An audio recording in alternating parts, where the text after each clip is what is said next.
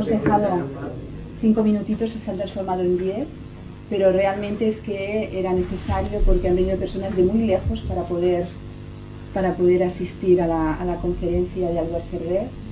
Y os doy las gracias a todos porque creo que ya que es la última, al menos en esta temporada, que vamos a poder tener Albert aquí en la rama de Barcelona de la Sociedad Teosófica, pienso que un tema, él me dijo, dime el tema que querías decir de Krishnamurti. Y entonces pienso que aunque sea un día pues difícil, porque viernes a esta hora ha habido mucho tráfico, ha sido un poco complicado, pero ahora nos va a dar la templanza y la serenidad que realmente es necesaria para hablar de estos temas. Yo ya no quiero hablar más, solamente os quiero dejar con Albert, que él ya está con todo lo que tiene que decir. Si necesitas alguna cosita, si alguien necesita algún caramelo o algo, aquí tenemos la cajita, por si alguien tiene tos, o si alguien lo necesita, os lo paso. Buenas tardes, Namaste, como se dice en la India. Es un placer estar aquí otra vez y más aún para hablar de un tema apasionante, de un ser extraordinario y de unas enseñanzas maravillosas, como es hoy, en esta tarde de otoño, al hablar de Krishnamurti, uno de los seres más excepcionales que ha habido en la historia conocida de la humanidad, todavía poco valorizado, todavía desconocido, todavía ignorado por el mundo académico arrogante y muchas veces necio. Es inaudito que en el año 2012, a finales del 2012, uno de los filósofos más importantes de la historia de la humanidad, Krishnamurti, sea tan ignorado por el mundo académico. En la mayoría de las facultades de filosofía de Occidente no se habla nunca de Krishnamurti, ni de Aurobindo, ni de Vivekananda, etc. Es grave, no para Krishnamurti, no para la India, donde sí se habla de Krishnamurti, sino es grave para Occidente. Y la actual crisis económica tiene algo que ver con esto, porque todo es una unidad interdependiente. Esta limitación que estoy esbozando muy brevemente, algo tiene que ver con lo que está pasando en Occidente, y en Europa en particular. Occidente todavía arrastra un problema de cerrazón, de una limitación tremenda, estructural, y la crisis actual tiene algo que ver con esto, aparte de otros temas como la falta de valores, etc. Krishnamurti justamente es la gran apertura, es la ventana abierta por la que entra la luz, el aire fresco. Podríamos hablar de Krishnamurti durante todo un curso académico, durante sesiones y sesiones, porque podríamos comentar en profundidad muchos textos. En 1 hora y poco, 1 hora y cuarto, no se puede decir tanto, y lo mejor que se me ocurre es hacer un repaso de su vida, y a través de su vida, el sentido profundo de sus enseñanzas, de su mensaje, para acabar con unas breves reflexiones sobre su pedagogía. Krishnamurti fundó escuelas, hay una filosofía de la educación extraordinaria, muy importante para trabajar en pos de la educación integral en el siglo XXI. Y luego espero que tengamos tiempo para acabar la sesión leyendo algunas frases especialmente conmovedoras de Krishnamurti que a mí me han tocado profundamente desde hace años. Es importante, en el caso de cualquier filósofo, pensador, incluso artista, poeta, tener en cuenta el contexto y su recorrido personal para entender el mensaje, porque ninguna filosofía ni ninguna obra de arte existe en abstracto. Todo pensador o creador aporta su mensaje en un contexto histórico, geográfico y también a través de un recorrido personal. En el caso de Krishnamurti, esto es válido siempre, no se puede descontextualizar la obra de un filósofo, de un poeta o de un artista. En el caso de Krishnamurti, eso es más válido que nunca, porque se puede malinterpretar toda su vida, todo su mensaje. Creo que muchos krishnamurtianos han interpretado muy mal a Krishnamurti, especialmente en Occidente, y es más fácil aún distorsionar el mensaje de Krishnamurti ignorando su vida privada, ignorando su trayectoria personal existencial. Como decía el gran maestro espiritual de la India, Satya Sai Baba, que dejó el cuerpo hace 1 año y pico, mi vida es mi mensaje. Esto es válido para cualquier gran filósofo o artista. La vida de un sabio, de un filósofo, de un artista verdaderos, siempre es una muestra de esta frase: la vida es el mensaje. Sabéis que el ego es esencialmente incoherente. La incoherencia es consubstancial a la condición humana. Se piensa una cosa, se dice lo contrario y se hace todavía una tercera cosa diferente. La incoherencia es típica del ego humano, del estado normal, ordinario de conciencia. Cuando Satya Sai Baba decía mi vida es mi mensaje, estaba hablando de coherencia. Cuando la vida de un ser es su mensaje, eso quiere decir que hay una coherencia profunda en aquel ser. Una coherencia entre lo que ha dicho, el mensaje que ha dado y lo que ha vivido. Lo que decía Jesús en los evangelios: por los frutos los conoceréis. La coherencia es fundamental en un proceso honrado, serio de transformación, y en el caso de Krishnamurti esto es válido, como en el caso de otros sabios, maestros, porque su vida ya está hablando de su mensaje. Haciendo este repaso existencial y filosófico de este recorrido fascinante que es Jiddu Krishnamurti, empezaremos recordando cuándo nació, 1895, en una villa del sur de Andhra Pradesh, Madanapalli. Fue el octavo de 11 hijos. Su padre, que era universitario, trabajó para la administración colonial británica. Era una familia brahmánica, muy tradicional. Eso quiere decir que en los primeros años de su vida, Krishnamurti estuvo empapado de este mundo cultural brahmánico, tradicional, ortodoxo, con los rituales que conocéis sin duda. Cuando tenía 10 años murió su madre, y cuando tenía 14, esto es en 1909, su padre, retirado de la administración británica, fue a Madrás, al barrio de Adyar, para trabajar para la Sociedad Teosófica.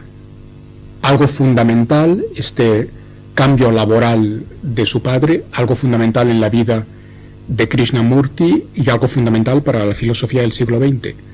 Porque si el padre de Krishnamurti no hubiera aceptado este trabajo en la Sociedad Teosófica en Adyar, nunca hubiéramos tenido al Krishnamurti que conocemos. De entrada hubiera muerto seguramente.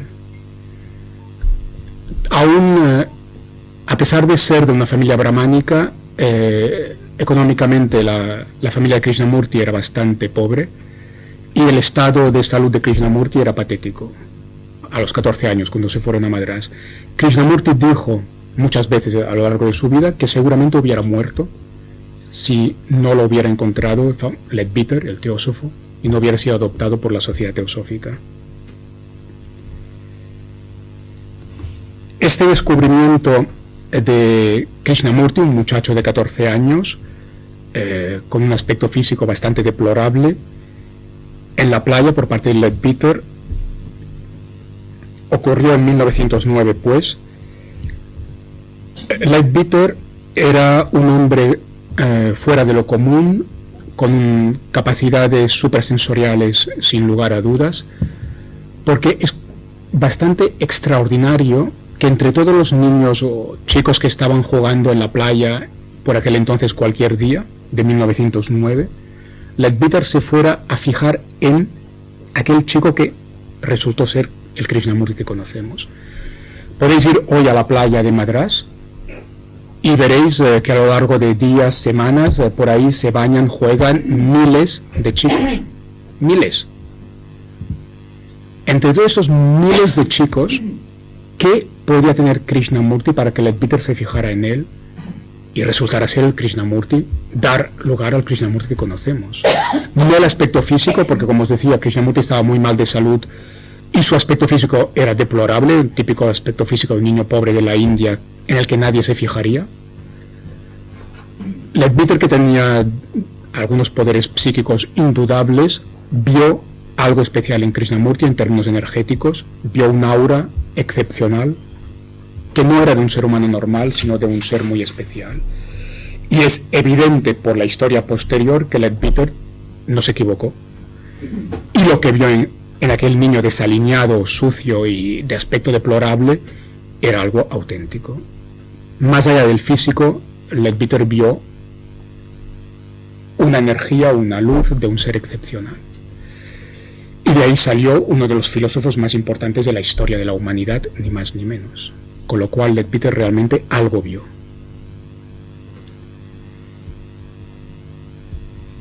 Krishnamurti fue alojado, a partir de este descubrimiento por parte de Leadbeater, fue alojado con su hermano Nitya en la sede de la Sociedad Teosófica, en Adyar. Krishnamurti tenía un hermano, Nitya, un hermano menor, que tendrá una cierta importancia en el desarrollo vital de Krishnamurti y de cara a su carrera como maestro. Krishnamurti pasó a ser educado por la Sociedad Teosófica de una manera exquisita, con tutores particulares. Annie Besant, que sería la presidenta de la sociedad, se convertiría en la tutora legal de Krishnamurti, aunque Leadbeater pasaría siempre a ser una figura muy especial en la vida de Krishnamurti, con una relación muy estrecha. En 1911, tan solo 2 años después del descubrimiento, se creó una organización especial vinculada a la Sociedad Teosófica que se ha conocido bastante a lo largo del siglo XX, la famosa Orden de la Estrella de Oriente. Una sociedad especial que tenía que girar en torno a Krishnamurti. El propósito de esta Orden de la Estrella de Oriente era anunciar y servir la venida, la aparición en la tierra del instructor del mundo, que sería Krishnamurti, no como tal simplemente, no como ser humano pura y simplemente, sino Krishnamurti como vehículo de un maestro inmortal, de un maestro ascendido de la humanidad, el famoso maestro Maitreya, del cual todavía hoy en día se está hablando bastante. Hay que tener en cuenta este punto de vista. Cuando se creó la Orden de la Estrella de Oriente, no era únicamente, porque sería un reduccionismo totalmente incorrecto, no se creó la Orden de la Estrella de Oriente para Krishnamurti como ser humano, única y exclusivamente, sino que se estaba pensando en Maitreya, se estaba pensando en un maestro ascendido en algo supraempírico, suprahumano. Krishnamurti tenía que ser un vehículo humano para la manifestación de algo suprahumano. En particular este maestro Maitreya. Leadbeater analizó psíquicamente las vidas anteriores de Krishnamurti, es un tema bien conocido en la historia de este gran sabio, y de manera no sorprendente resultó que, según Leadbeater, Krishnamurti había tenido muchas vidas en la India y una conexión incluso histórica, biográfica con Buda. Algo interesante porque bastantes intelectuales de Occidente han elaborado un paralelismo entre Krishnamurti y Buda. Y yo me atrevería a decir que hay otro paralelismo muy profundo entre Krishnamurti y Sócrates. Krishnamurti es un Sócrates del siglo XX. También es un teósofo auténtico, como veremos más tarde. Krishnamurti fue a la esencia de la teosofía, a la esencia. Y lo que quitó en todo caso fue la paja, porque fue a la esencia. Un auténtico teósofo, un Sócrates de la época moderna, con un aspecto búdico también, sin duda. Se ha puesto en paralelo un cierto tipo de enseñanzas características de Krishnamurti con las enseñanzas budistas también tradicionales. En aquella época se hizo famoso un librito escrito por Krishnamurti a los pies del maestro. Hubo cierta polémica sobre si Krishnamurti realmente había escrito el libro o no. Es muy razonable pensar que sí, que lo escribió. ¿Y por qué este libro es interesante o importante de cara a toda la vida y el mensaje fundamental de Krishnamurti? Porque en este libro se está hablando de un contacto con algo supraempírico, otra vez. Un maestro, varios maestros, otros planos, niveles de realidad. Y esto que se manifiesta en este libro y que fue muy importante en aquella etapa adolescente, después de la adopción por parte de la Sociedad Teosófica, es algo que recorrió la vida de Krishnamurti hasta el final. Lo veremos ahora.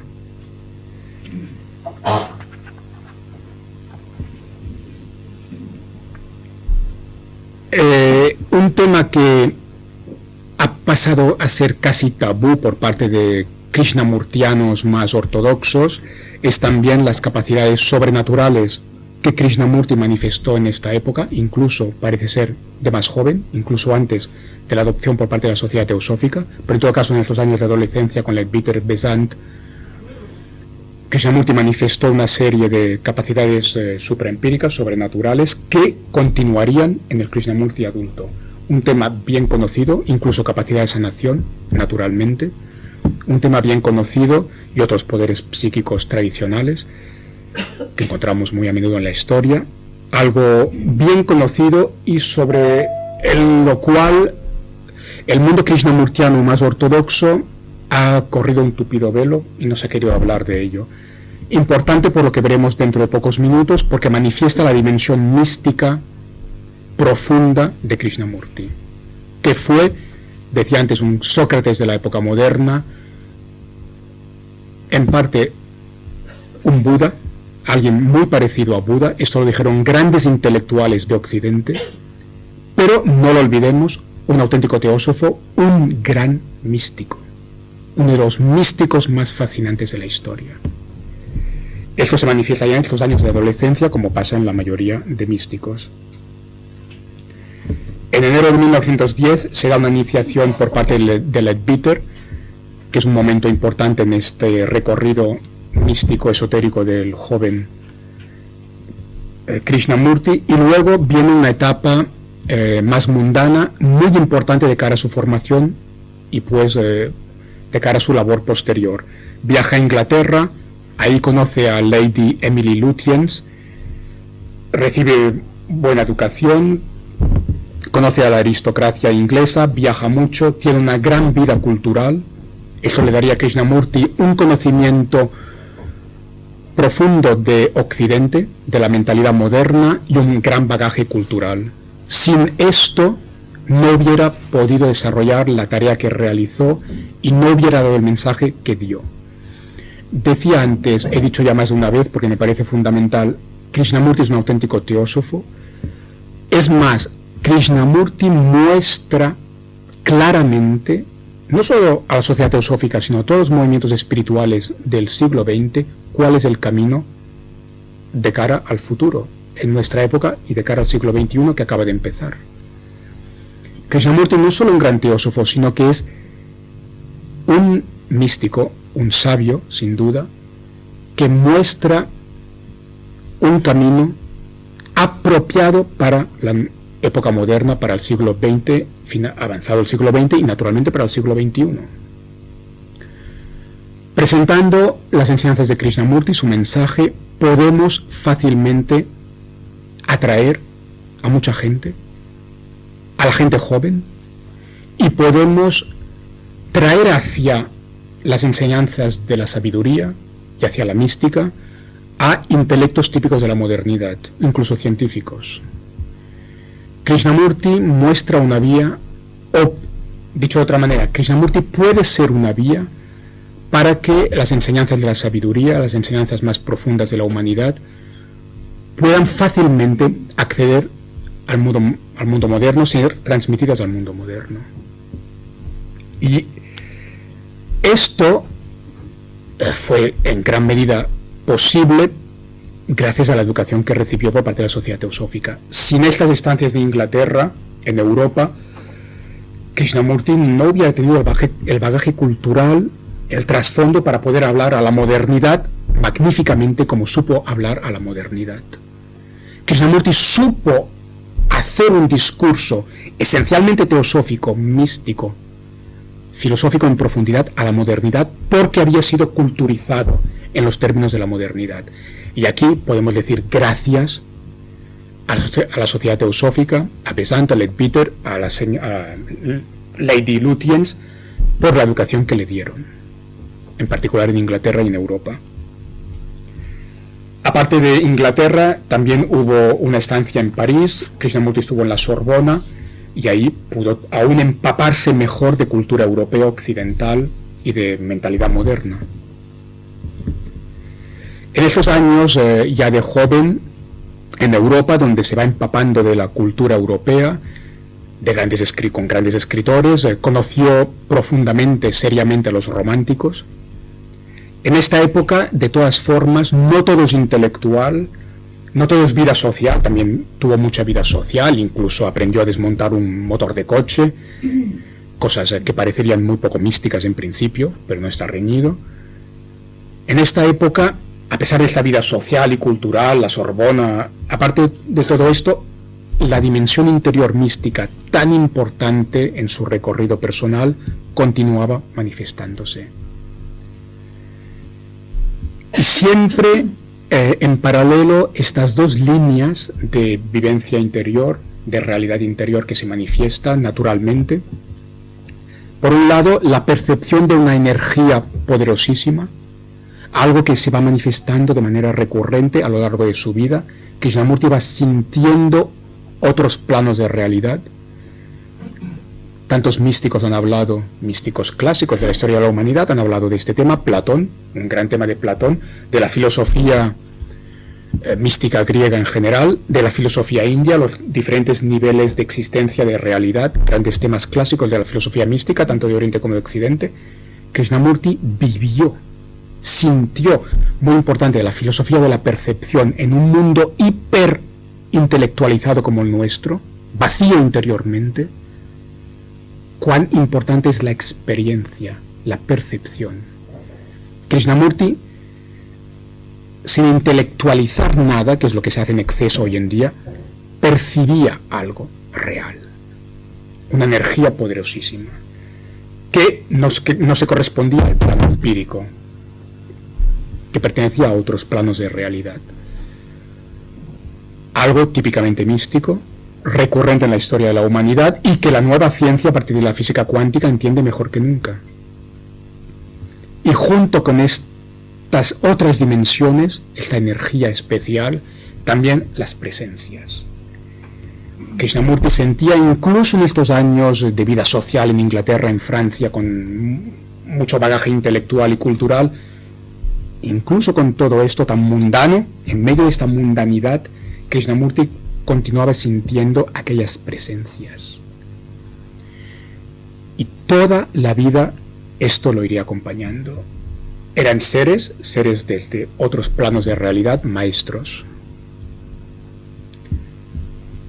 Nadie, absolutamente nadie que ha conocido a Krishnamurti de cerca, nadie que haya estudiado seriamente su vida y sus enseñanzas, pone en duda que esto fuera absolutamente real.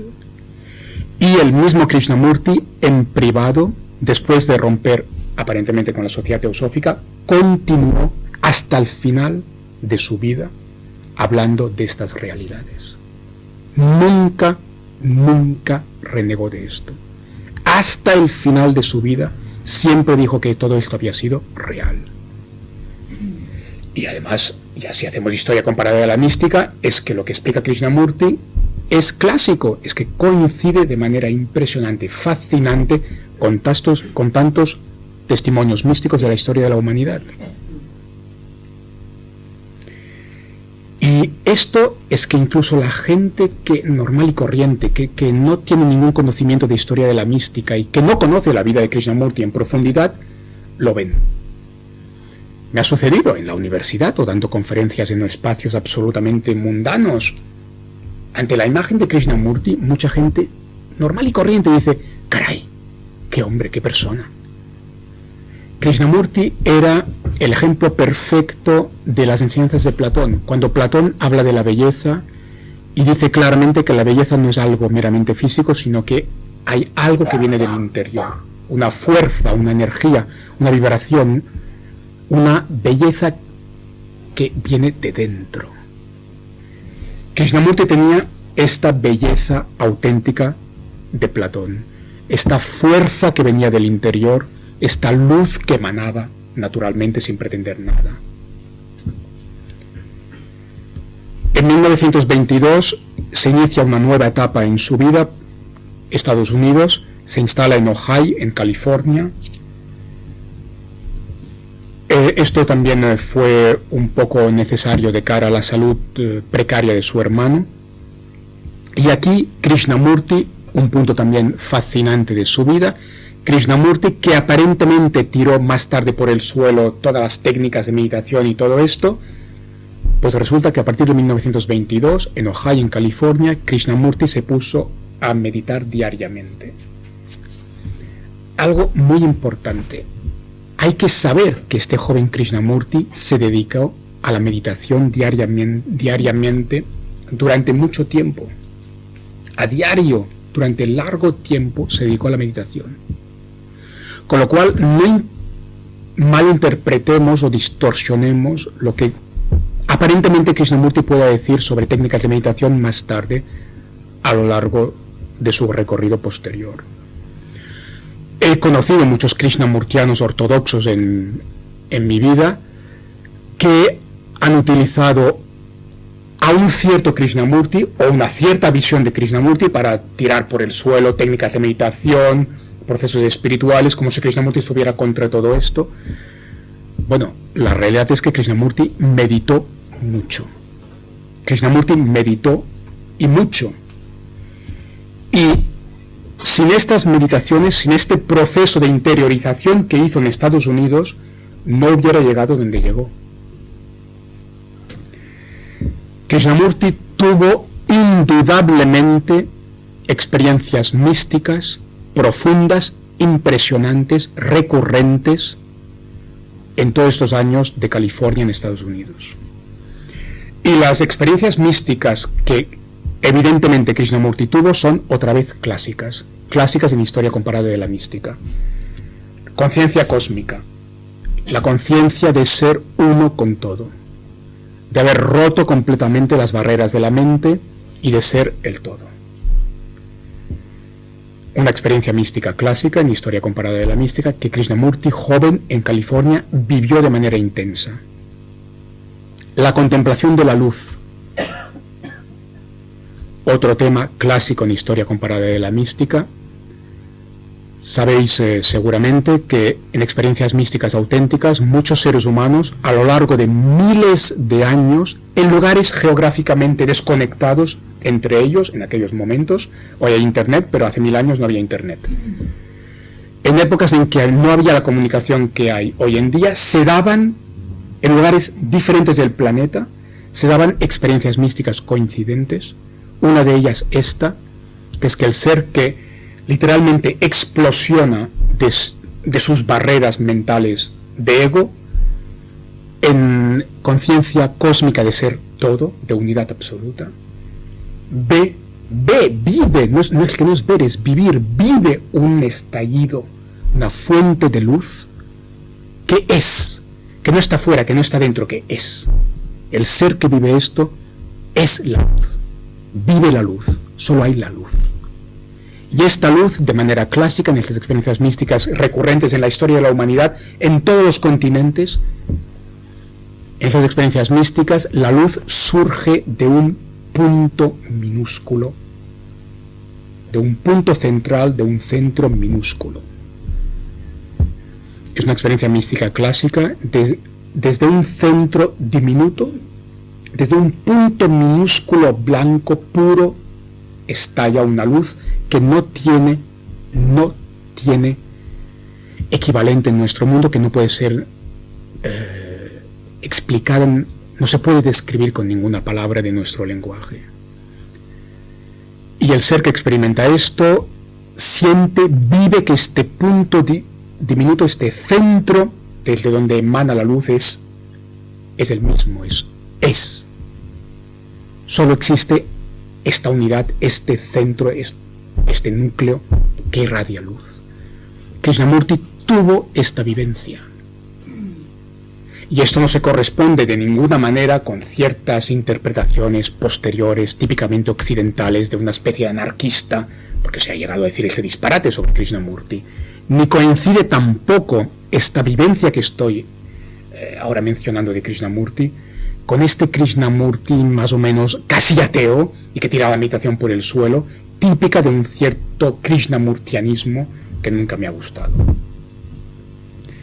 Y finalmente, en estas experiencias místicas de California, con la experiencia de la conciencia cósmica de la luz que surge del centro, que es lo único que es este centro, este núcleo de vida, con todo esto, el amor y el gozo.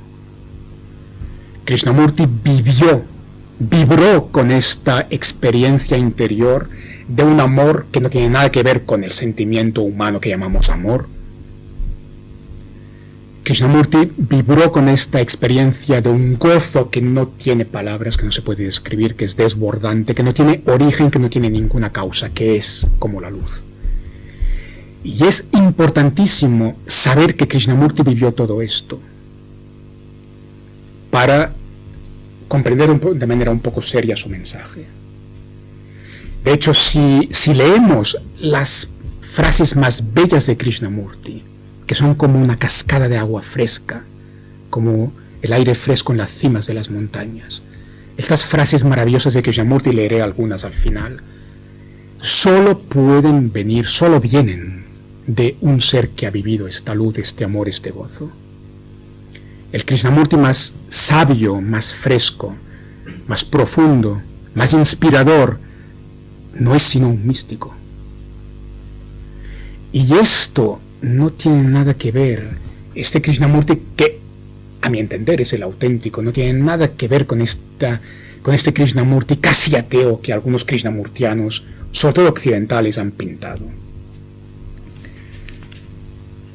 Finalmente, en esta época de California, que acaba de consolidar al Krishnamurti adulto, maduro, en esta etapa de California, Krishnamurti vuelve a hablar de los poderosos seres,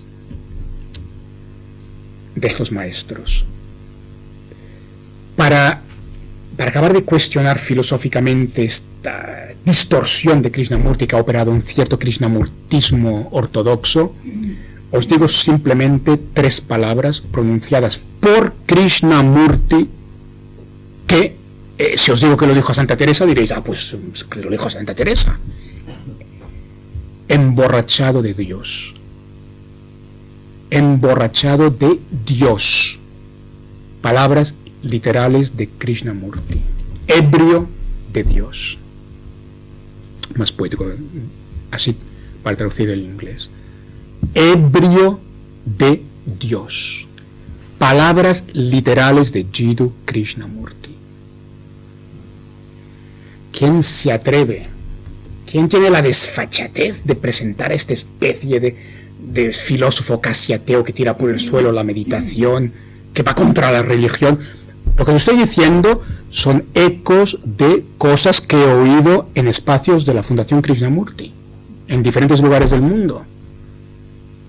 Este Krishnamurti que han pintado algunos, que va contra la religión, que tira por el suelo la meditación, que naturalmente rompió con la sociedad teosófica, este Krishnamurti más o menos ateo, antiteosófico, antimístico, antiesotérico que han pintado los krishnamurtianos ortodoxos de Occidente, os cuadra con un ser que de joven dijo que estaba ebrio de Dios. Krishnamurti es un místico excepcional, uno de los más grandes místicos y sabios de la historia de la humanidad. No tiene nada que ver con este Krishnamurti pseudo-ateo de estos krishnamurtianos, que ellos son ateos, en todo caso, no Krishnamurti. Y algo típico del ser que despierta la mística en esta época de California, fundamental para comprender quién fue Krishnamurti. Krishnamurti, sintiendo la presencia de otros planos de realidad, típicamente platónico, sintiendo la presencia de estos maestros, Krishnamurti dijo claramente que tan solo quería servir a estos maestros. Típico del ser que eclosiona desde el interior místicamente, siente la presencia, este ser siempre, hay muchos casos en la historia de la humanidad, siente la presencia de otras entidades, de otros planos, y tan solo quiere servir a estos otros planos superiores y a los maestros que se le manifiestan. Es típico también, y es el caso del Krishnamurti joven. Con lo cual, cuando vienen estos Krishnamurtianos ortodoxos otra vez, con el Krishnamurti antiguru, que está contra los maestros, el joven Krishnamurti se prometió a sí mismo tan solo servir a los maestros. Pongamos las cosas en su sitio cuando hablamos de Krishnamurti. La última etapa fundamental de su juventud, 1925, su hermano Nitya muere. Y esto fue fundamental porque Krishnamurti tenía un apego psicológico tremendo a su hermano. Había un amor profundo que unía a los dos hermanos. Krishnamurti reconoció que había tenido un apego normal en la condición humana hacia su hermano. La muerte del hermano con el cual estaba tan apegado fue un cataclisma interior. Y más aún cuando hubo una experiencia esotérica con relación al hermano, que fue lo que realmente produjo el cataclisma interior, más que la simple muerte del hermano, que fue un sueño del maestro Maitreya. Krishnamurti tenía que hacer un viaje y tuvo un sueño en que aparecía este maestro, Maitreya, diciéndole el maestro a Krishnamurti que podía irse tranquilamente, que su hermano estaría bien. Y cuando Krishnamurti estaba en un barco cruzando el canal de Suez, recibió un telex comunicando la noticia trágica que su hermano había muerto. Krishnamurti dijo posteriormente que aquel día en el canal de Suez su visión del mundo se colapsó. Y esto hay que tenerlo en cuenta cuando podemos leer ciertas frases del Krishnamurti mucho más adulto o posterior, que aparentemente están rechazando el esoterismo, el misticismo, etc. Pero lo que realmente tocó a Krishnamurti profundamente fue la incoherencia brutal entre lo que el maestro le había dicho en un sueño y lo que había sucedido. Y aquí tocamos un tema enormemente delicado, porque la típica mente de la modernidad, y más aún con la arrogancia que la modernidad ha facilitado, cualquier persona típicamente de nuestra cultura diría: ¿cómo puede ser? Vaya maestro, o vaya sueño, o vaya experiencia, ¿cómo puede ser? Que un maestro le diga que su hermano irá bien y resulta que muere. Este comentario típico que haría la típica mente moderna, naturalmente, es paupérrimo, porque habría mucho que decir aquí. No tenemos tiempo, naturalmente, pero permitidme decir tan solo una cosa, y quiero que sea bien comprendido porque las cosas son muy profundas a veces, y la mente acostumbra a simplificar. Permitidme decir una cosa, pour épater les bourgeois, como se dice en francés, para provocar, que los maestros auténticos son unos mentirosos. La mente, y os doy un ejemplo de manual mítico, Krishna, que era un mentiroso. Y esto lo digo para provocar al ego y provocar a la mente moderna, que naturalmente no sabe nada de mística ni de sabiduría. Tendríamos la idea, desde absoluta ignorancia y arrogancia, tendríamos la idea falsa de que un maestro siempre dirá la verdad, lo que la mente ordinaria cree que es la verdad, que es una correspondencia con lo que existe, etc. Los maestros mienten y dicen mentiras enormes. Por eso son maestros. Pero cuidado, un maestro y un mentiroso normal y corriente no tienen nada que ver. El mentiroso normal y corriente, ¿por qué miente? Para beneficiarse él, su ego, egoístamente. El maestro que miente no se beneficia él en nada de esta mentira. La mentira que dice el maestro auténtico está beneficiando al ser que recibe la mentira. Aquella aparente mentira es necesaria para el proceso que aquel ser tiene que hacer. La aparente mentira es una pedagogía.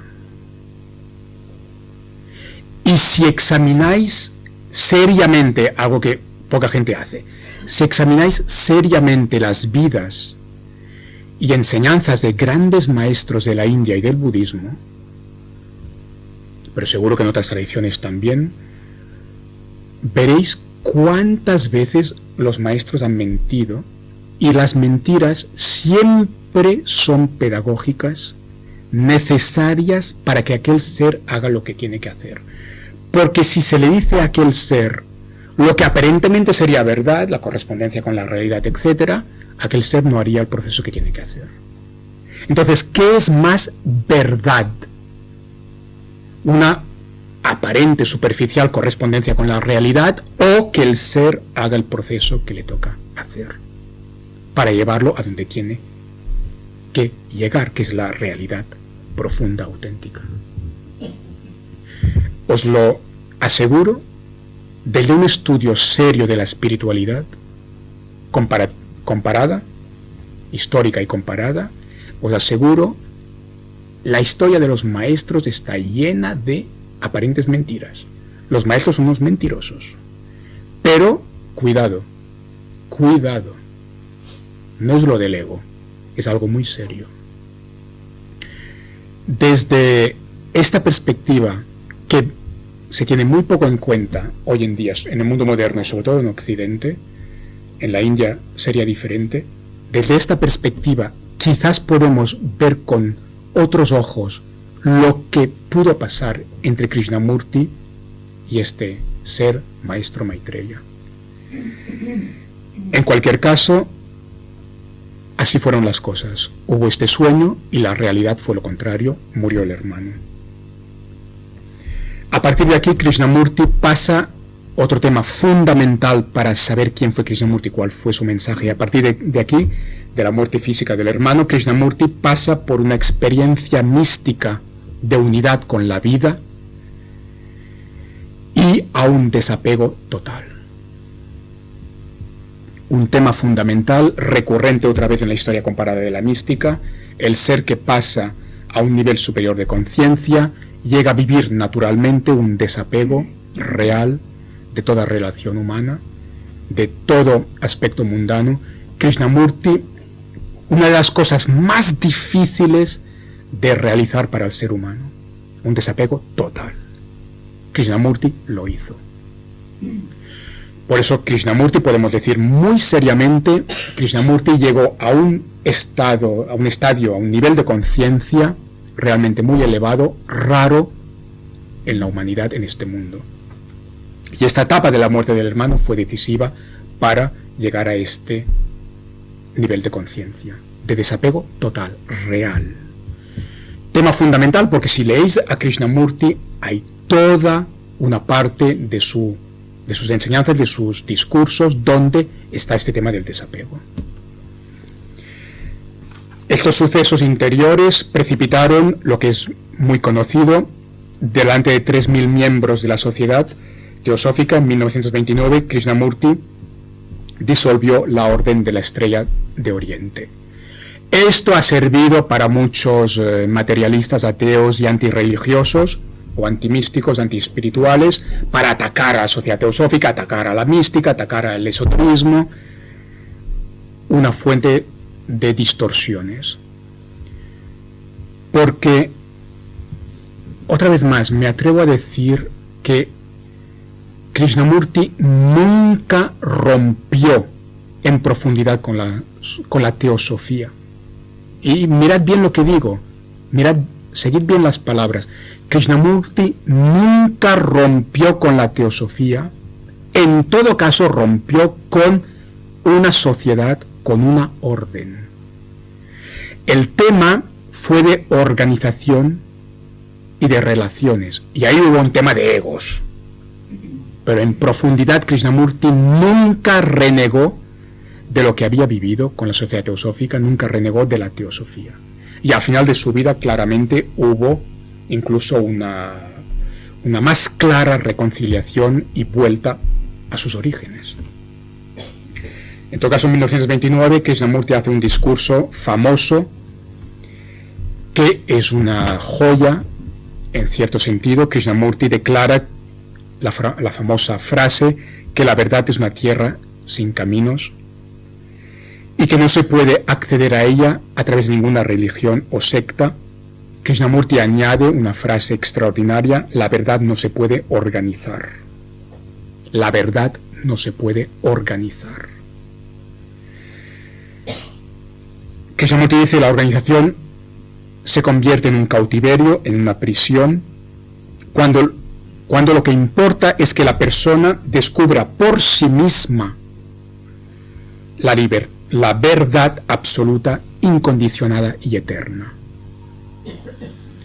Palabras que podrían ser de Buda, perfectamente, o de Sócrates. Otro tema extraordinario que lleva al mensaje fundamental de Krishnamurti, pero sin que caigamos en distorsiones como se han dado demasiadas veces.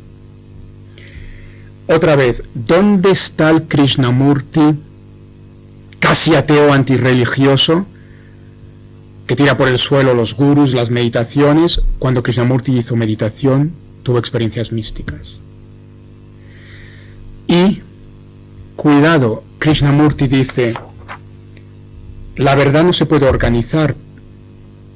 Un tema extraordinario, la verdad no se puede organizar. Un tema fundamental para el futuro de la humanidad.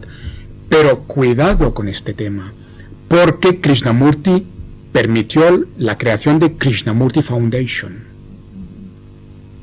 Entonces, ¿de qué hablamos? ¿Queremos ser serios o queremos utilizar a Krishnamurti para verter todo nuestro ateísmo y todos los demonios de nuestro ego, que es lo que han hecho muchos intelectuales de Occidente y lo que han hecho algunos krishnamurtianos también típicos? ¿Queremos hablar de Krishnamurti o queremos hablar de nuestros propios demonios, contra la espiritualidad, la religión o lo que sea? Y aquí Krishnamurti está dando un ejemplo, una muestra de sabiduría. El que dijo en su momento: la verdad no se puede organizar, creó no solo una fundación, sino que una fundación con su nombre. Claro. El estúpido, típico de nuestra modernidad, diría: incoherente. ¿Qué incoherente? Al contrario, coherencia profunda, sabiduría. Porque no hay contradicción entre afirmar que la verdad no se puede organizar y crear una Krishnamurti Foundation. No hay contradicción. No hay contradicción porque una cosa no quita la otra. Krishnamurti dio un mensaje fundamental para la humanidad, recordando a la humanidad todos los peligros de las organizaciones. La organización, en el plano actual de desarrollo, de evolución de la humanidad, con el nivel normal, medio de conciencia de la humanidad, la organización fácilmente, demasiado fácilmente, cae del lado del despotismo, del abuso de poder, de la opresión, de la dominación. La organización enseguida cae desde el hilo de la navaja, cae por el lado de dominación, opresión, abuso de poder, distorsión, manipulación. Es consubstancial a la humanidad actual, hasta ahora. Y esto Krishnamurti lo sabía, lo vio, y aquí dio un mensaje muy importante. Pero al mismo tiempo, porque no era un estúpido, porque no era un fanático, porque era un ser profundo, Krishnamurti sabía perfectamente que el mundo no puede funcionar sin organizaciones. Y ahí está la sabiduría, ahí está la madurez, incluso sin hablar de sabiduría, ahí está la madurez. Ser capaces de evitar el camino medio del Buda, ser capaces de evitar los extremos. Ni la organización que domina y manipula, ni el prescindir de toda organización, el caer en un anarquismo absoluto que no puede funcionar, ni una cosa ni la otra. Krishnamurti, consciente de los peligros de las organizaciones, se dio cuenta que no podemos estar sin organizaciones. Y aún y así, Krishnamurti, cuando creó la Fundación Krishnamurti, puso una serie de garantías o controles para evitar los males que él sabía que podrían producirse y que se produjeron en la misma Krishnamurti Foundation. Krishnamurti dijo algo muy importante, por ejemplo, que la Fundación Krishnamurti, Krishnamurti Foundation, no podría tener nunca ningún monopolio intelectual, espiritual sobre su mensaje. Es decir, que desde la Krishnamurti Foundation nunca se podría decir esto es lo que Krishnamurti dijo, esta es la interpretación de Krishnamurti.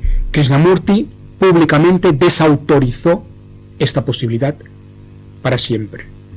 No dio nunca el poder o la posibilidad de que la Krishnamurti Foundation diera una interpretación canónica de su mensaje, de sus enseñanzas.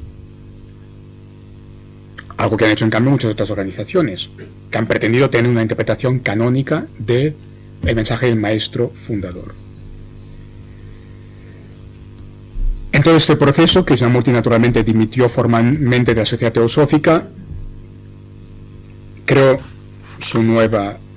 inició su nueva singladura,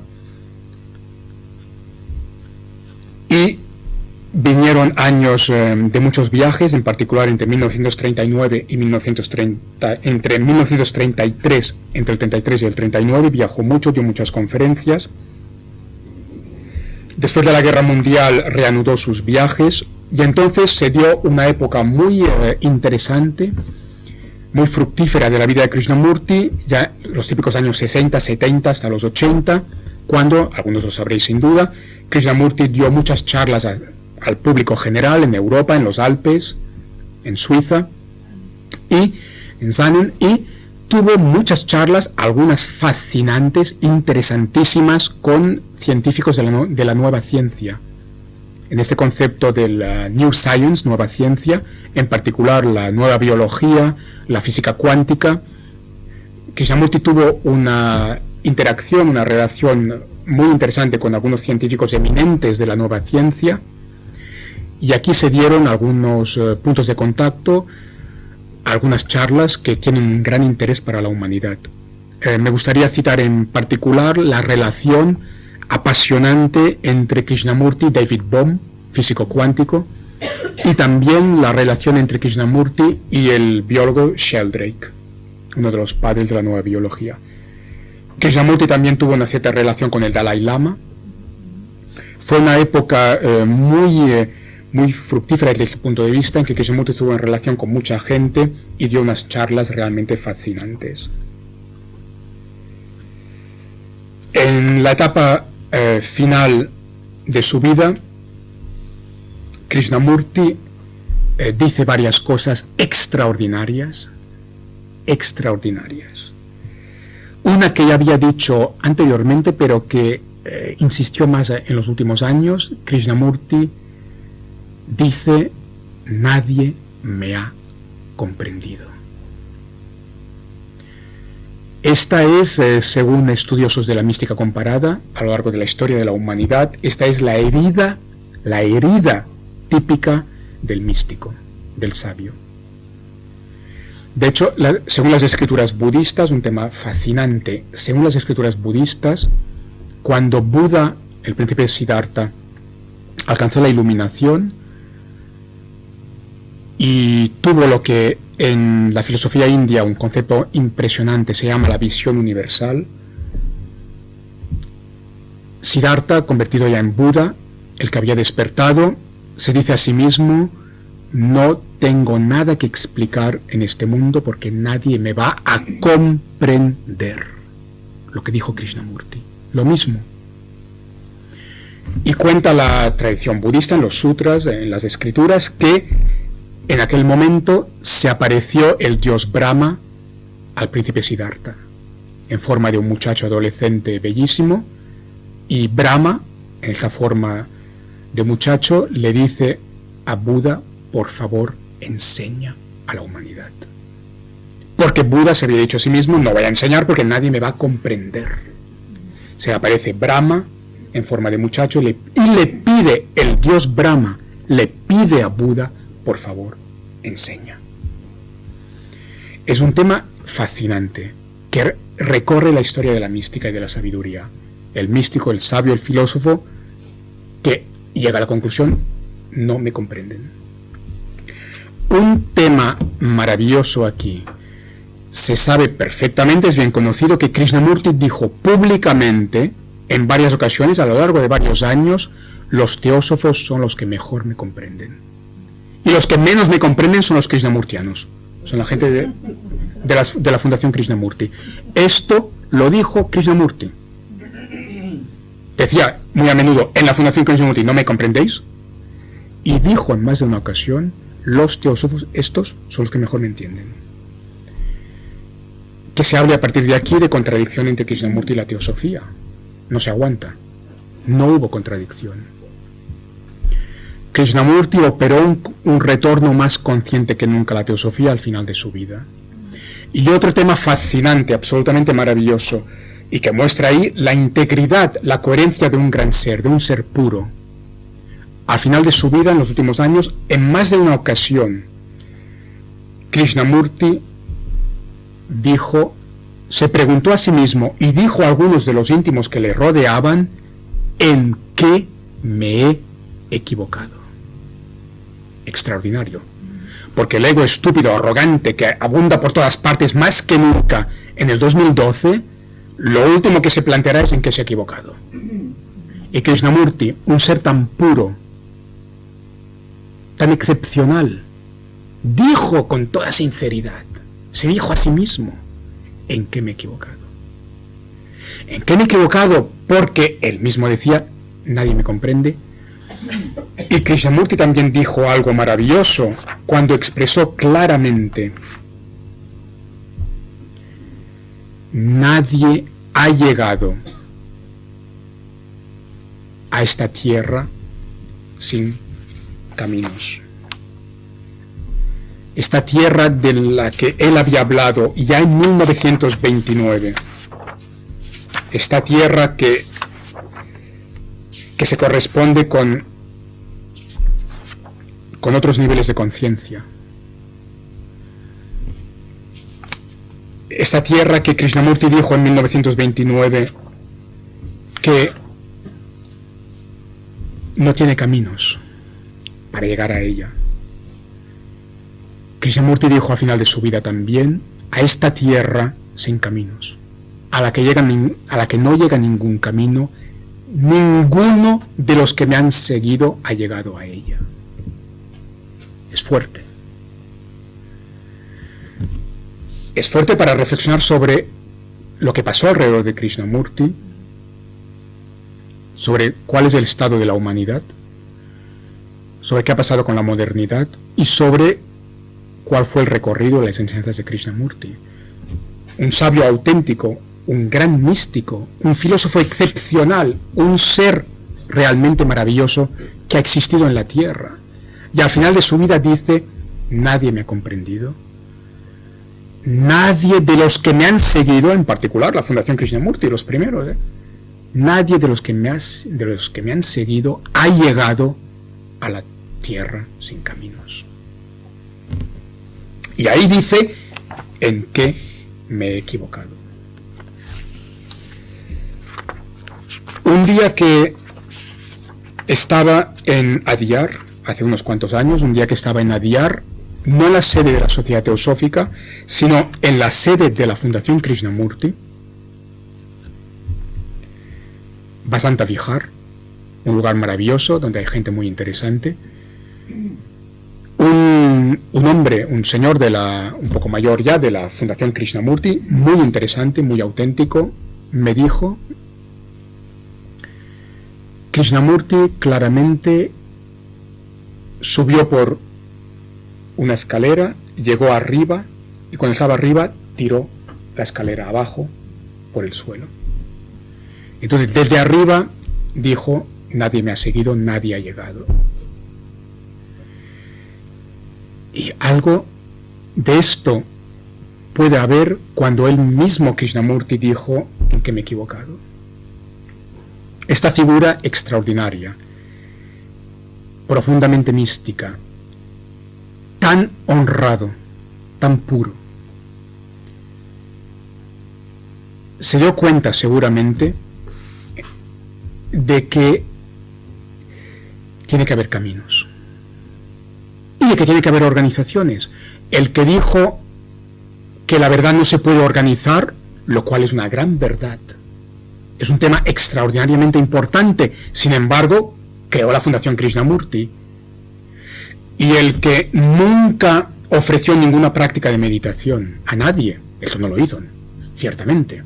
El que aparentemente se cargó las técnicas de meditación, los caminos para llegar a aquella tierra, al final dijo: ninguno ha llegado y en algo me he equivocado. Y Krishnamurti se dio cuenta, estoy seguro de ello, de que algún camino tiene que haber y las técnicas son necesarias. Y ahí el mensaje de Krishnamurti es extraordinario para el futuro de la humanidad, porque el mensaje final que nos está dando Krishnamurti, de aquí es donde quería llegar hoy, el mensaje fundamental que nos está dando Krishnamurti es la esencia. Krishnamurti es un baño de esencias místicas, teosóficas, filosóficas. Lo que hace Krishnamurti es sacar la paja, es sacar la corrupción, la crosta de corrupción, de adulteración, de distorsión, y va a la esencia, a la pureza, a la luz, a la transparencia. Las frases de Krishnamurti son transparentes, son un riachuelo de agua fresca. Krishnamurti era un ser puro que llegó a la tierra, a esta otra tierra. Y habla desde esta otra tierra con una pureza que es realmente rara en este planeta. Raramente la encontramos, esta pureza y profundidad, transparencia de Krishnamurti. Y esto es fundamental para el futuro de la humanidad, porque lo que ha pasado hasta ahora en toda la historia de la humanidad es que la organización se ha sobreimpuesto al mensaje. El drama, la tragedia de la humanidad es que la organización necesaria ha acabado matando la vida, cuando tiene que servir al desarrollo de la vida. Y la organización de la verdad, es decir, las enseñanzas, los caminos, las técnicas para llegar a la tierra que está más allá, todo lo que es la organización, los caminos, las técnicas para llegar allí, es necesario. Si no, sin caminos, sin técnicas, sin organización, no nos movemos, no nos podemos organizar socialmente. Pero el gran mensaje de Krishnamurti, la pureza, la profundidad, la transparencia de este ser excepcional, cuidado, está diciendo Krishnamurti. Debemos aprender de la historia, debemos ver cómo la historia hasta hoy, tantas veces la organización ha matado la vida. La organización se ha convertido en represión, en dominación, en manipulación. La técnica ha matado al espíritu. ¿Cuántas veces en Occidente podemos ver el bazar, el supermercado pseudo espiritual que hay? ahí es donde Krishnamurti es fundamental. Ante todos estos cursillos de 20 días en que literalmente en 20 días te venden la iluminación, algo literal, hay publicidades de este tipo. Podemos encontrar anuncios de cursillos en que en 20 días, en 3 semanas, estaremos iluminados. En 3 semanas, iluminados. Naturalmente, con 6.000 euros que vale el cursillo. Con toda esa proliferación de maestrillos mediocres, de fraude, de mercado pseudoespiritual, de comercialismo, con todo lo que ha proliferado, con el abuso aún real en la humanidad actual, perpetrado por todas las organizaciones, Krishnamurti es fundamental para volver a la esencia, para conservar aquella vida, aquel frescor de la vida, aquella pureza. Pero la sabiduría es el camino del medio, Buda otra vez, no un absolutismo, no un integrismo. Y por más que queramos conservar la pureza, la vida, la esencia, debemos admitir que la gente necesita técnicas, que se tienen que enseñar técnicas de meditación, que tiene que haber caminos y que tiene que haber organizaciones. En conclusión, la vida de Krishnamurti, con todo su recorrido vital, sus enseñanzas, es un tesoro absolutamente excepcional para la humanidad. En la vida como mensaje, y renuevo con el inicio de esta charla, Sai Baba, mi vida es mi mensaje. La vida de Krishnamurti como mensaje de Krishnamurti constituye un tesoro maravilloso, excepcional para la humanidad. En las enseñanzas indisociables del recorrido personal encontramos todos los grandes temas más importantes para el siglo XXI y el futuro. Y ahora sí que quiero acabar con unas pocas palabras sobre la educación y acabar con unas palabras directas del sabio de Krishnamurti. La educación, un tema muy importante para Krishnamurti, el que fundó escuelas. Las 2 primeras, recordaré, fueron Rishi Valley en el sur, en Andhra Pradesh, y Rajghat en Varanasi, en Benares, a orillas del Ganges. Y luego la Fundación Krishnamurti creó varias escuelas más. En Theosophy and Education encontramos unas palabras maravillosas de Krishnamurti sobre la educación que nos llevan a la esencia misma de la educación desde la mística en toda la historia de la humanidad. Encontramos la esencia de los Vedas y de los Upanishads en Krishnamurti. Encontramos la esencia del Vedanta, la vibración misma de Buda, la esencia de Platón y de Sócrates. Literalmente, Krishnamurti dice, publicado, repito, en Theosophy and Education, literalmente, Krishnamurti dice, el joven Krishnamurti dice, el amor del maestro por su alumno, protegiéndolo y guiándolo, despertará a su vez amor en el alumno.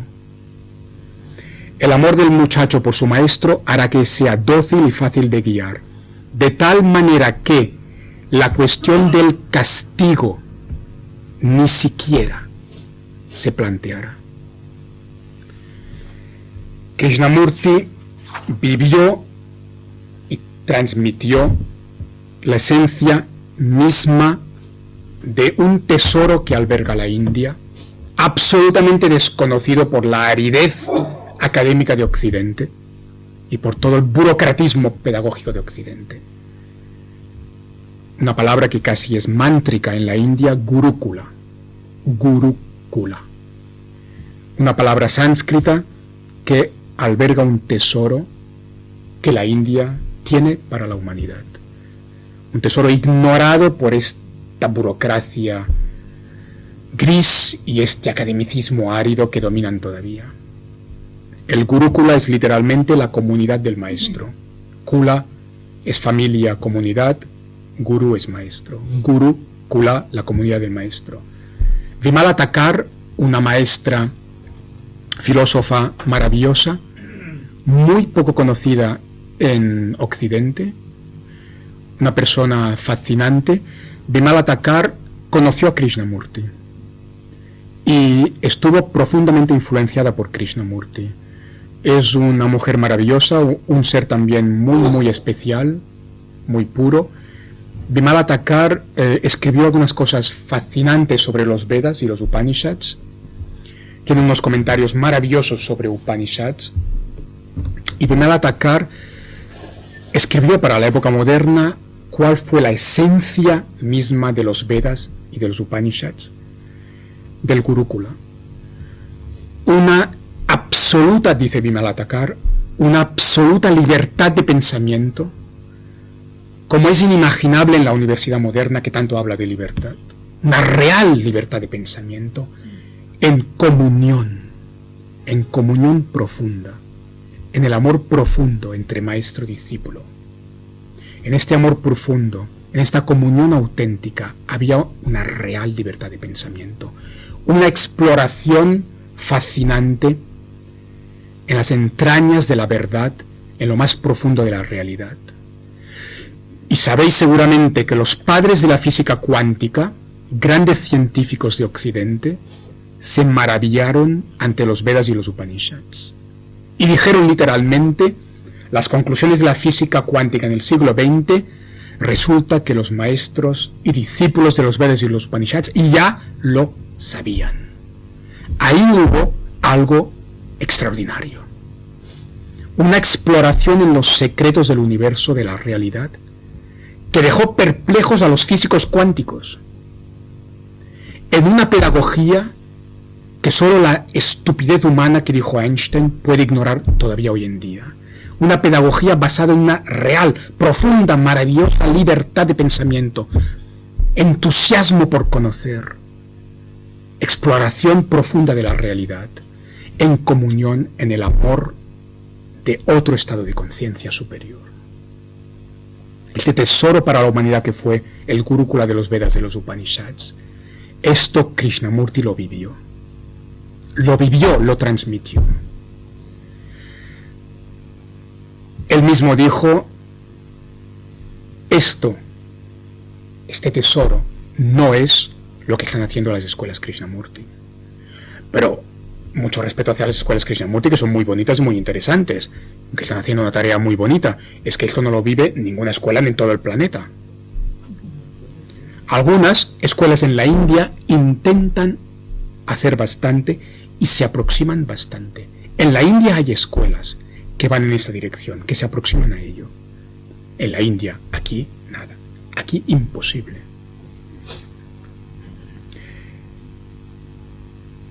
Krishnamurti otra vez, la esencia. Krishnamurti dijo, aunque estemos en el mundo moderno y que haya unas limitaciones estructurales, no perdamos este horizonte.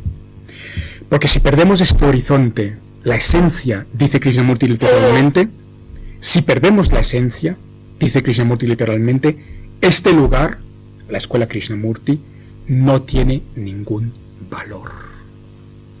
Palabras literales de Krishnamurti. Si se pierde la esencia, este horizonte real, auténtico, entonces hacer una escuela Krishnamurti o de la organización que sea no tiene ningún valor. Será la fuerza que tenía Krishnamurti, será la escuela que ha perdido la esencia, será como cualquier otra escuela lamentable. ¿Sabéis que Krishnamurti no tenía pelos en la lengua? Será otra escuela lamentable. Quizá un poco mejor porque se halla en un lugar bonito, como Rishi Valley. La gente es un poco más amable, no se pega a los niños. Aunque, cuidado con estas palabras de Krishnamurti, por mucho que no se pegue a los niños y que el lugar sea bonito, pero, dice Krishnamurti, acaba diciendo, aunque se ejerza coacción sobre ellos por otras vías. ¿Os habéis fijado en estas palabras finales de Krishnamurti? Sí, sí, hay algunas escuelas que son más bonitas que otras, no se pega a los niños. Yo he tenido que batallar de manera a veces muy desagradable, incluso arriesgada, en la India, para frenar el castigo corporal. He visto cosas horribles en la India.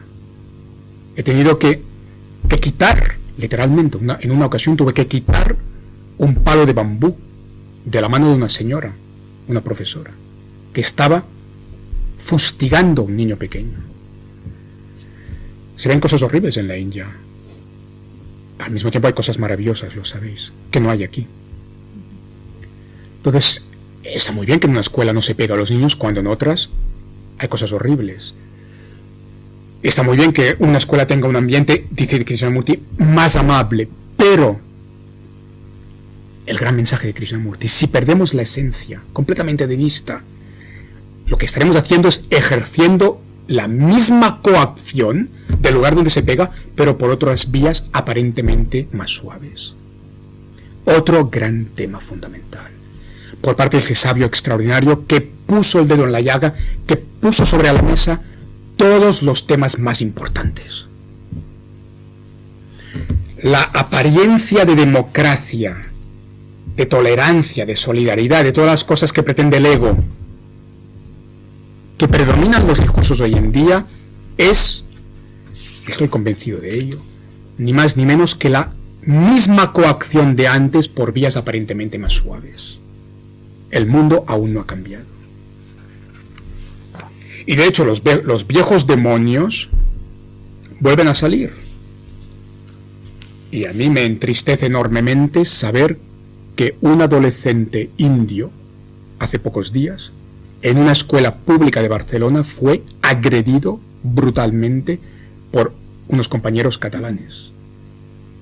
Una familia amiga mía, indios, que viven en Barcelona, el hijo, joven adolescente, en la escuela pública catalana fue brutalmente agredido por chicos catalanes, por ser indio.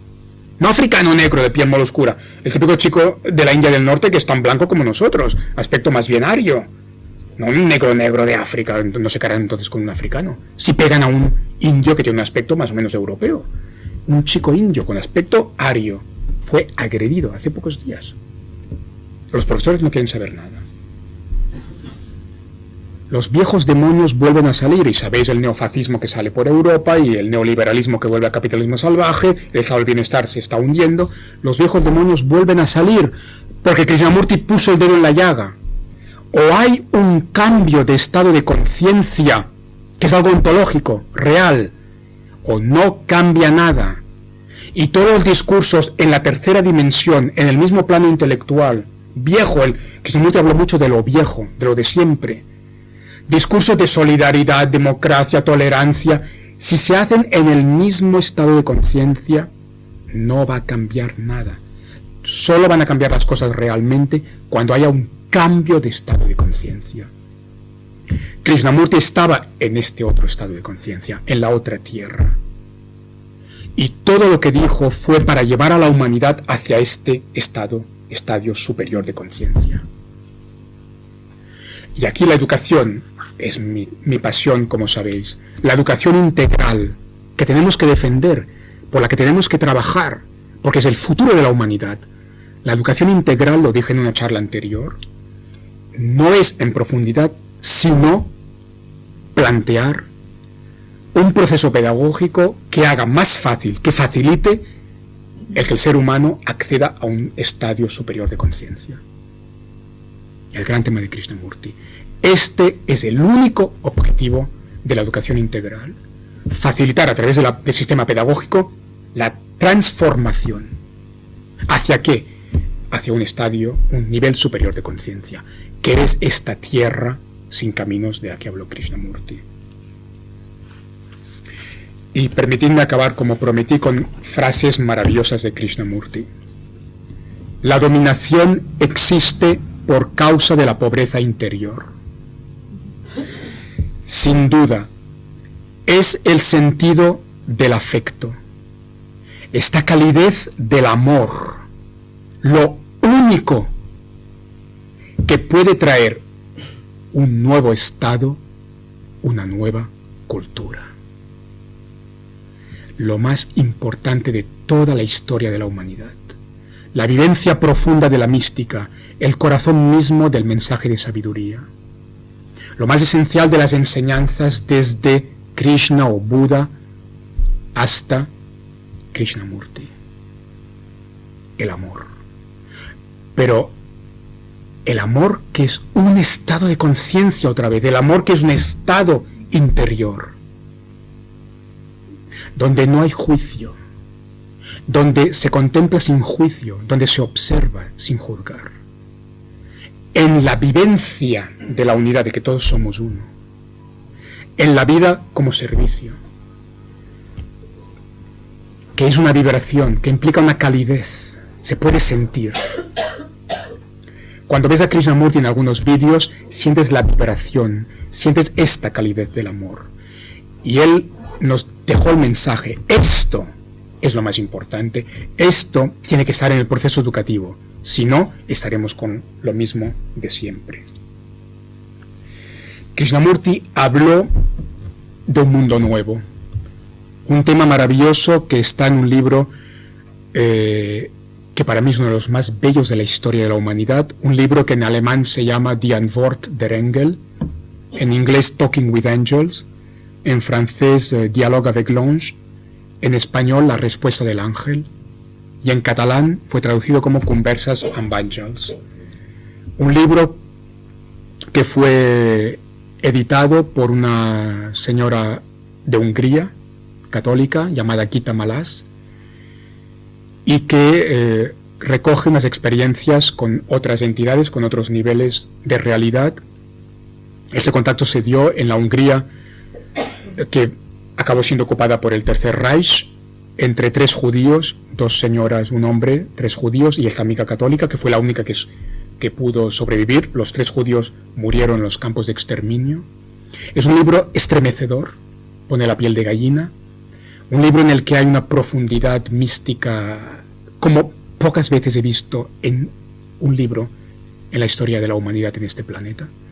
Una profundidad mística realmente excepcional, en un escenario que no vale la pena evocar, la Hungría ocupada por el Tercer Reich. En este contexto tan especial, con esta profundidad tan única, estos mensajeros de otras dimensiones hablan continuamente del mundo nuevo.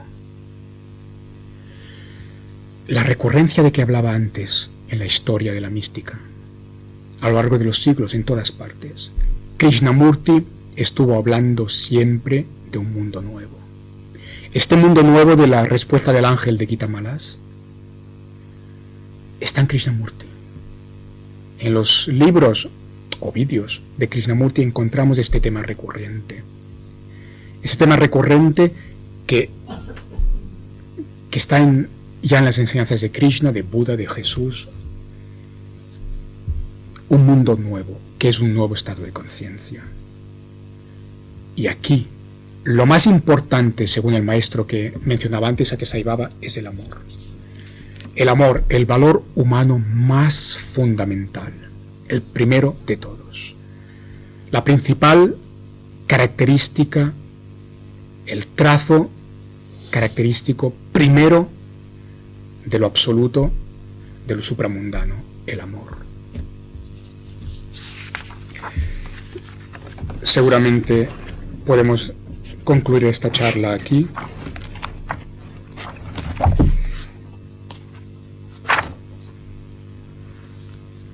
Si me permitís solo un minuto, acabo de leer unas últimas palabras de Krishnamurti. Y entonces si hay alguna pregunta o si ya pasamos a la siguiente charla. Pero estas últimas palabras acaban de... Vale. No, pero no quiero abusar. Acabamos con estas palabras que son el arroyo de agua fresca, cristalina de que hablaba antes. Dice Krishnamurti literalmente: el amor no pertenece a la mente. es completamente independiente del pensamiento. El amor es puro. Y cuando esto falta, vuestro intento por ser puros a través de la sublimación del sexo es total estupidez. El amor no es un ideal. El amor es un estado del ser. No hemos dicho nunca que el amor y la sexualidad sean dos cosas separadas.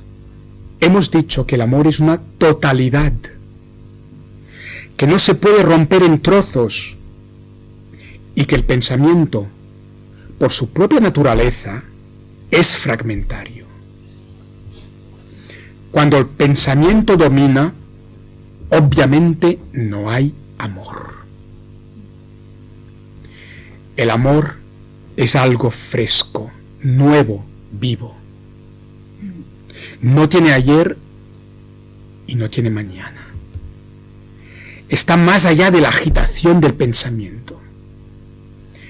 Tan solo la mente inocente sabe lo que es el amor. Y la mente inocente puede vivir en un mundo que no es inocente. Que no es inocente. La mente inocente puede vivir en un mundo que no es inocente. ¿Qué más se puede decir? Está todo. Se puede hablar durante todo un curso académico de septiembre a junio a partir de esas palabras de Krishnamurti. Todos los temas fundamentales de toda la historia de la filosofía están aquí. Todo. ¿Qué más queremos? Pero como hemos visto juntos a través de este recorrido existencial fascinante, este ser tan especial que fue Krishnamurti, vivió todo esto que dice. La persona que habla y que es totalmente incoherente con lo que dice en su vida, no atrae a nadie. La gente no se siente finalmente atraída, la gente siente la diferencia. Dice que Krishnamurti ha inspirado a tantas personas, de tantas etnias y backgrounds culturales, sociológicos diferentes. Es porque en Krishnamurti había esta inocencia de la que está hablando. La nueva inocencia de la que tanto habló otro gran filósofo de nuestra época, Raymond Panikkar, que fue amigo personal de Krishnamurti. Dios los crea y ellos se juntan, se dice en castellano. Mucha gente no sabe en Cataluña que Panikkar fue amigo personal de Krishnamurti. Y yo sé, porque Panikkar me lo dijo directamente un día, que Krishnamurti le pidió a Panikkar ser el director de la escuela de Benares, la escuela Rajgat. Y Panikkar, muy agradecido, dijo que no, porque no le permitiría desarrollar su trabajo correctamente. Pero Krishnamurti le pidió a Panikkar ser el director de su escuela de Benares. Y hubo una amistad entre los dos. En algún artículo, en alguna parte de uno de mis libros, no publicados aún, pero sí publicado como artículo, hago un paralelismo muy bonito entre Krishnamurti y Panikkar. Aunque aparentemente sean tan diferentes, hay un paralelismo profundo entre Panikkar y Krishnamurti. Sobre todo si abordamos el tema fundamental para la humanidad y para la educación de la relación y el diálogo, ahí hay una convergencia maravillosa entre Panikkar y Krishnamurti. Como he dicho, en estas palabras de Krishnamurti está todo lo más importante. Y dicho con naturalidad, con esta elegancia sencilla, con esta pureza, con esta profundidad, de un ser extraordinario, de un ser humano maravilloso que, gracias a Dios, ha vivido en nuestra época y que puede aportar tanto a la humanidad que resulta preocupante, triste, constatar que todavía lo ignoran las burocracias, las academias y todo este mundo de cultura predominante y de administración que está ignorando lo más importante. Así van las cosas. Así van las cosas. Tan mal nos van las cosas socialmente porque estamos ignorando lo más importante que se nos ha dicho. Permitidme acabar con esta reflexión. Si tenemos la crisis económica profunda que tenemos, si hay tanto conflicto, tanta violencia, si la humanidad está en un estado tan deplorable y patético como está actualmente, con problemas tan profundos, tan graves, ante los cuales no hay solución, porque no hay solución para los problemas más importantes de la humanidad. Hay informes de Naciones Unidas que están diciendo vamos a la autodestrucción. Si estamos como estamos, que es el fondo de un pozo, es porque la humanidad en general está ignorando lo más importante de la vida, del cosmos, de la realidad, y lo más importante que se ha dicho en la historia. El que la universidad ignore a Krishnamurti. El que los ministerios de educación ignoren en base a una estúpida, hipócrita, necia palabrería de realismo, de pragmatismo, de las estructuras no podemos cambiar nada, hay lo que hay, todo ese discurso hipócrita y vacío y necio de realismo, de pragmatismo, está ignorando lo más importante que se ha dicho en toda la historia sobre la educación. Y el sistema pedagógico es un desastre. Pero el sistema educativo es un desastre y va a empeorar mientras se ignore lo más importante que se ha dicho en toda la historia. Krishnamurti dijo cosas muy importantes para el futuro de la humanidad, para la educación. ¿Hasta qué punto todavía se está ignorando? ¿Alguna vez tenemos que decir que tan solo la utopía tiene sentido? ¿Que lo imposible es posible? ¿Y que lo aparentemente más alejado del pragmatismo es lo más realista, que es la mística y la sabiduría? Y no por casualidad en Estados Unidos se pone de moda en las empresas este coaching que va sacando cosas de los maestros auténticos y de la sabiduría auténtica. Porque empiezan a verse los resultados. Cuando movimientos como el focusing, el mindfulness, etcétera, en Estados Unidos empiezan a mostrar con presos, con poblaciones delincuentes, conflictivas, en escuelas problemáticas, con pacientes desahuciados por la medicina convencional en los hospitales, con todo lo más difícil, problemático, conflictivo de la sociedad norteamericana, se empiezan a poner en práctica cosas que tienen a ver con el mensaje de sabiduría, con el proceso de transformación profunda, y los resultados son impresionantes. Quizás aquí tenemos el germen del paradigm shift, el cambio de paradigma, que esperemos se acabe de materializar en la Tierra, un cambio de paradigma en este horizonte mostrado por Krishnamurti. Gracias.